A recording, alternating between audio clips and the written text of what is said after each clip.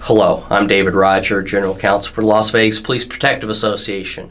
In this segment, I want to talk to you about Miranda and whether you should advise an individual of his or her Miranda rights after arresting the individual. So as we know, Miranda and the Fifth Amendment has two conditions.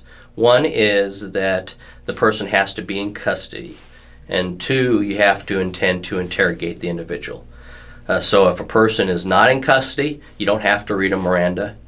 Or if the person is in custody and you don't intend to interrogate the individual, you don't have to read a Miranda rights. And so it's two prongs for Miranda to apply. It has to be a custodial interrogation. So the question is, you have arrested an individual, maybe you've arrested him for robbery, and robbery detectives are going to follow up, and all you're going to do is transport that person to jail and let the robbery detectives follow up. The question is, should you Mirandize the individual if you're not going to interrogate them, if you're not going to ask questions? And the answer is no. The answer is no for a couple of reasons. One is that you don't plan on interrogating the individual, so there's no reason to Mirandize the individual.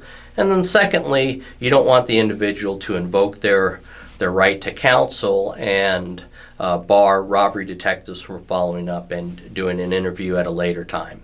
So, when you arrest an individual, if you're not going to interrogate them, don't read Miranda, period. Just take him into custody, take him to jail, and let the robbery detectives have their shot at him, or the murder, the homicide detectives, or the PD squad.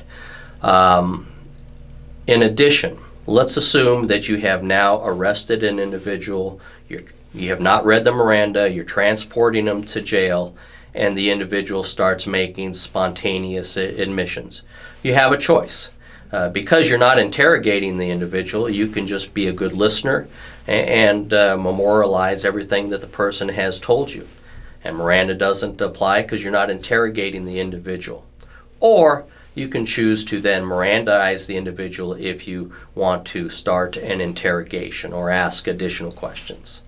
So remember, Miranda is custodial interrogation. If you're not going to interrogate them, don't read them Miranda. Thank you. As always, feel free to contact me at droger@lvppa.com or call me at the PPA offices. Thank you. 111, 110.